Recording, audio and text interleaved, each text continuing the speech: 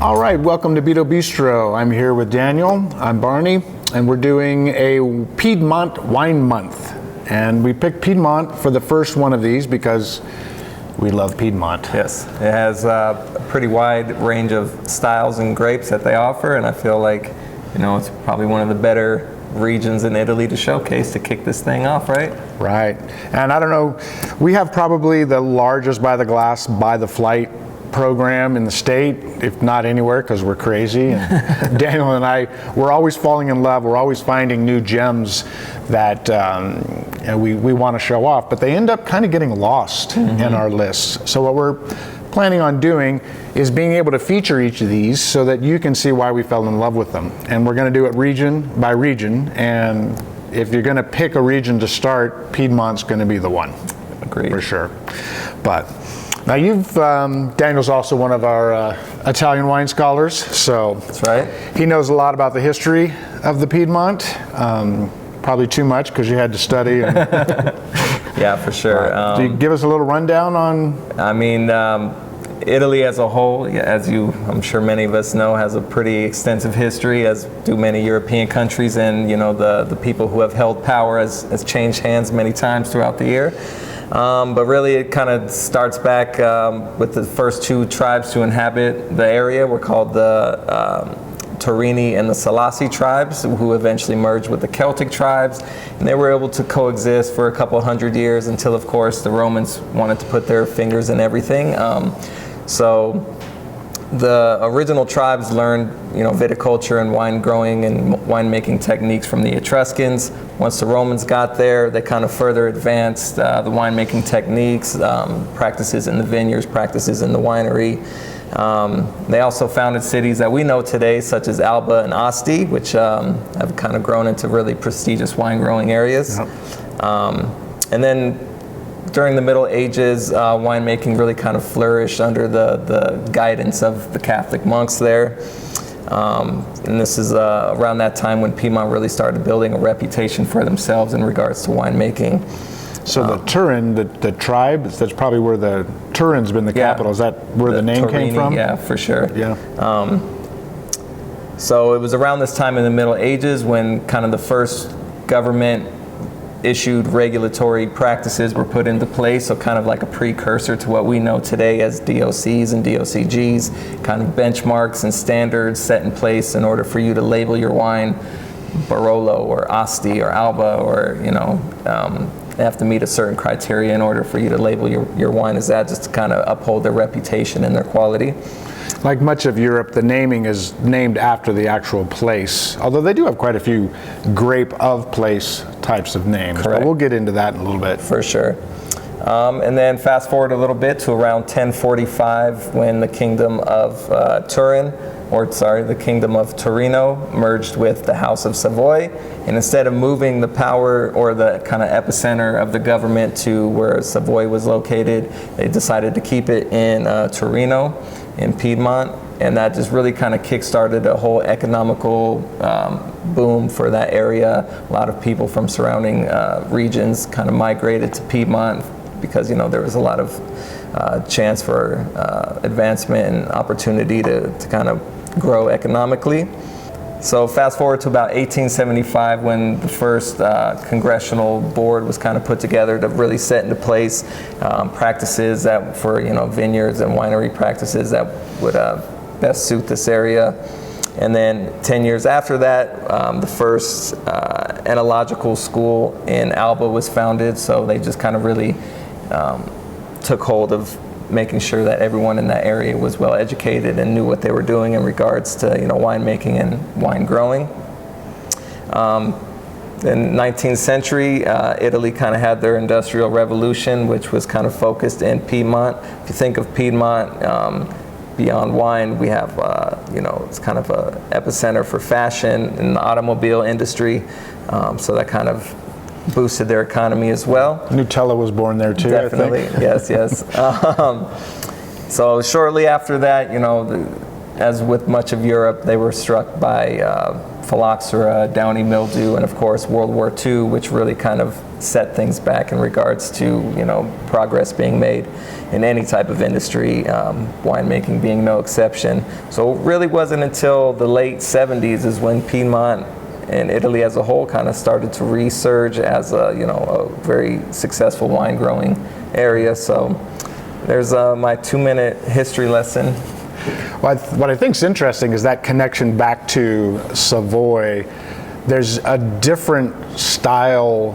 I mean, Piedmont doesn't feel as Italian, especially to an American, as from what we're used to seeing at Italian culture, predominantly from the south. The winemaking, the industrious nature. Savoy was a pretty powerful kingdom that just like went all the way up to Switzerland, came down through the French Alps. So that Germanic, maybe it's a stereotype, but that fastidiousness for industry, for fashion, and for winemaking, you could definitely feel that there's a connection there. Sure, definitely. It's still alive today. So not only do they have a pretty unique history, I think you'd agree they also have a pretty unique climate. Oh, absolutely.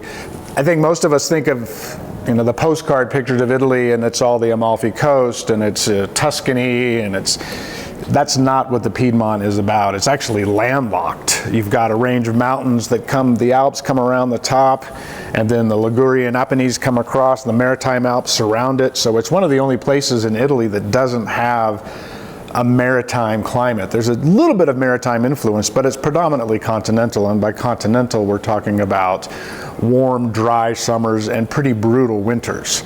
About 43% of the Piedmont is mountainous, and they do plant grapes up there. You've got another 35% that is pretty rolling hills, and that's optimum grape growing terrain. I mean, the Romans really knew that, and they have always planted grapes on hillsides everywhere that they went. And then you have about, you know, the remainder is plains, and that's off towards the east. And so being continental, you do have challenges. You have frost that you have to deal with. You have hailstorms that you have to deal with. But what you do get is you get cool nights, warm sunny days and cool nights. And that temperature variation between cool evenings and warm days does magic to a grapevine. It lets the grape hang on to its acidity, and with south-facing hills, you can kind of extend the growing season in the afternoons, and it makes for some pretty beautiful styles and some pretty unique grapes. And not only a lot of varietals, I mean, these are varietals that we really don't see anywhere else in the world, really. Definitely, yeah, definitely a lot of unique grapes that are kind of suited to the climate, and not only that, the soil types of that area. We all know that the big boys, the Nebbiolos, the Barberas, to a lesser extent Dolcetto. We obviously all know Moscato, but we have Arnese, we have Cortese, we have Grignolino, Bracchetto, Fresa, Malvasia. We have a little unknown one called Herbaluce. We have one of my faves. Pela Verga, we have Ruque, Timarasso. So there are so many little indigenous grapes in that area. Acheta. Yeah. Yeah. And I mean, the range of styles that they could be made in, from sparkling to still to even pasito wines, you know, the sweet dessert styles. So That's great. Sparkling wines. Yeah, one of the things also with the mountains is that it was glaciated, so the soils are this crazy calcareous marl, like fossilized. It's a little bit limestoney. There's limestone, sand, clay farther north. As you come south, really to the famous Barolo and Barbaresco areas, you have this crazy calcareous clay that somehow Nebbiolo can ripen on. Right. Yeah, they kind of have their land broken up into a few different areas, and they refer to their soil types because, you know, Italians like to be romantic and name things. So the you know, sandstone calcareous marls, they call it terra bianche, or like white land, and then like the more clay type of soils are terra rossa, so the red land. So So with these hillsides, you have a lot of variation. You have a lot of little microclimates on this side of the hill, this side of the hill. The other thing that you get from hillside is you get really good drainage, and in cool nights, you don't want the soil to stay wet. Sure. So that helps the vine ripen by actually being on a hillside. You can face south, but then the drainage will dry the soil out. And Nebbiolo pretty much gets the best soils. Yep. Dolcetto, it gets kind of like the hilltops and the valley bottoms, right. And then Barbera fills it in between, and all those sorts of things. Yeah, definitely. And Nebbiolo in particular is pretty finicky. It needs not only, you know, good soil types, but optimum aspects, southern-facing slopes, and it needs really a long season to ripen. So it's pretty finicky grape to grow. Yeah. Now, while we're talking a lot about Nebbiolo, many people may not realize that Nebbiolo is the grape of Barolo, Barbaresco, and Gattinara, all these famous regions. And we're going to have a Barolo that we're going to pour by the glass, by the flight, and have it a really good deal by the bottle. And Daniel, which one you were able to pick the Barolo? He got to taste test them. Yes, sir. I was the lucky one to pick the Barolo here. So within Barolo, it's broken up into several different communes, which I guess would be pretty similar to like a cru site. This one in particular comes from the commune of Serralunga di Alba, so it's there in kind of the Alba region. This one is made by a producer called Fontana Freda, who dates back pretty far back in history, and they were actually once the supplier of the King of Italy with all his wines, so pretty tried and true producer out of that area. And you know, you can expect you know, big tannin, a lot of acid, those beautiful violet and rose petals, a little bit of earthiness, some of those red fruits mixed in there. Definitely, if you have not tried a Barolo, this is a good one to start with. And by Barolo, they've got there's rules for it to be able to have Barolo on the label. It's got to be 100% Nebbiolo. 100%. It's a very high tannin, high acid grape, so it needs a little time to rest to be able to soften. So it has to, I mean, they do a 1 to 2 month maceration on that guy, and then it needs 26 months of aging before it can even be released. Yep. Some of the more modern producers are starting to toy with some of the smaller French oak barrels, but traditionally they were done in the big Slovenian oak called botis, which are the huge casks, which doesn't impart as much of that oak into the wine, and so those types of styles need a lot more bottle aging to become approachable. Yeah, those big barrels there's less surface area, so they don't get oxygenated as much in a big barrel as they would in a smaller barrel. Yep. But the other one that's kind of, I'm going to jump in. The other guy that, as far as French oak coming to the Piedmont, Barbera, which ripens before Nebbiolo, and while you're waiting for that to get ready, you got to have something to drink. So the Barbera is a little lower acid, still really rich, beautiful fruit on it, and it really there's a lot of producers that are using French oak. These guys don't. These guys are about 300 years old, so they still have this very much a current of traditional methods with the Cantini Valpane, and this is the Perlidia Superiori, which is aged, actually mellows out in concrete, but is beautiful, rich, smooth. For people who like red blends, for instance, this is a great choice, and this should be on your try list for, and you can try it here. Yep. So, definitely. All right. I feel like with Barbera, there's, at least from what I've been noticing, there's kind of two schools of thought when it comes to wine production, where we're either not going to use oak and it's going to be stainless steel and or concrete, or there's definitely going to be some oak. There's not really kind of a balance of the two. I don't know if you agree. I think so too. Yeah. I mean, the market for oaked wines,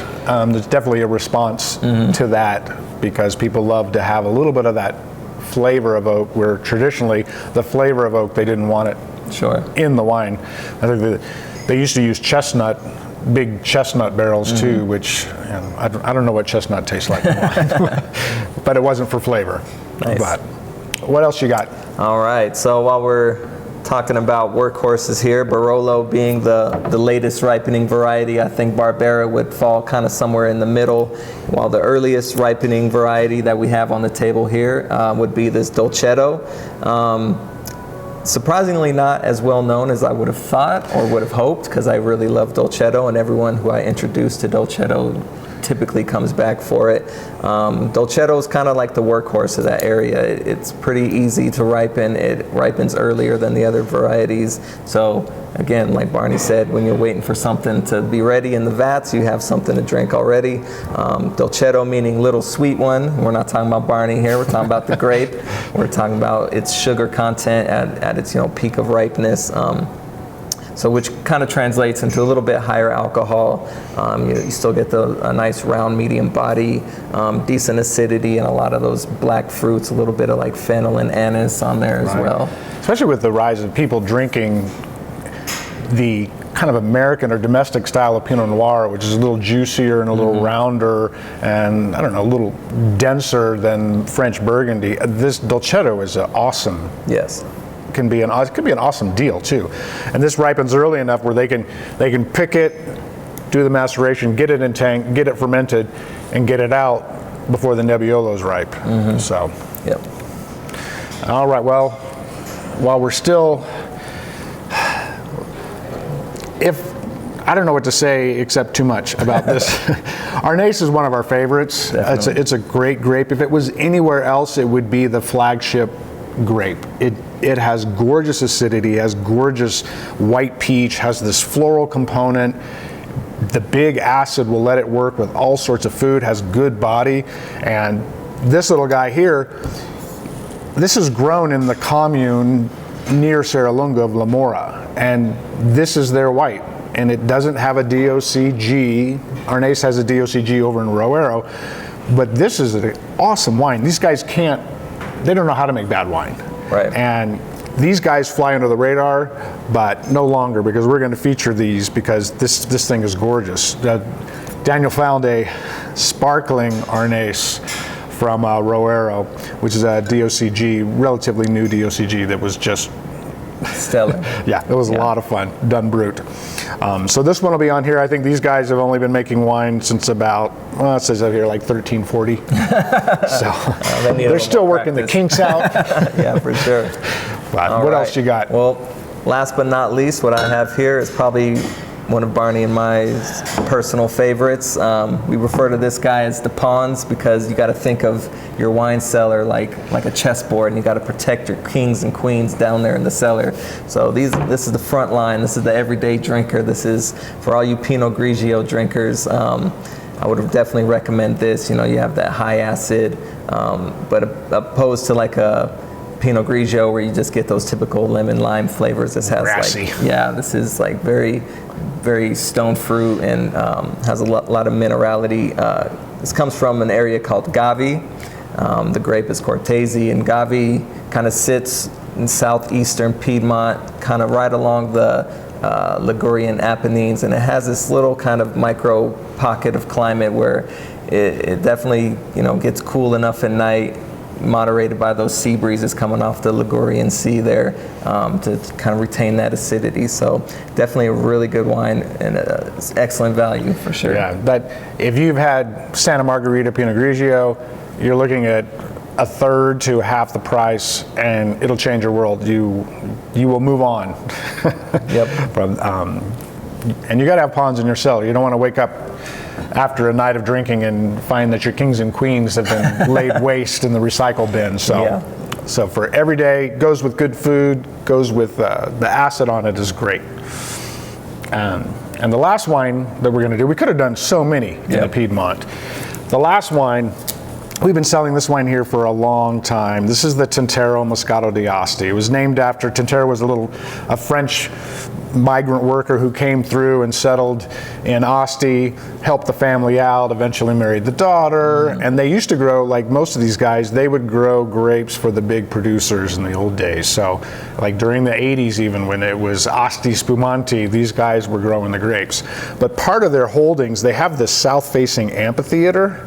So a lot of times the good hillsides are left for Nebbiolo. These guys have a gorgeous south-facing amphitheater, full sunshine to ripen Moscato to get all those big, juicy, dense orange blossom roses, all the amazing flavors that Moscato can have. But then night falls, whoosh, air moves through it, cools down the vines, and the acidity is preserved. So you have this, it hits your palate, everything you expect Moscato to do, but then 1, 2, 3, the acid comes and cleans it up. Now, one thing about selling Moscato is you have people, we recommend it, and they say, well, no, I like Chardonnay.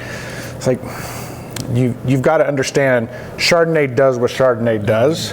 Chardonnay can't do what Moscato does. Moscato's not trying to be Chardonnay, and Chardonnay has no business. chance. What they do with this wine is they pick the juice, press it really quickly, and they hold it just above freezing until they have an order, until they're ready to make it. They let it start fermenting. After a certain point, they put it under pressure.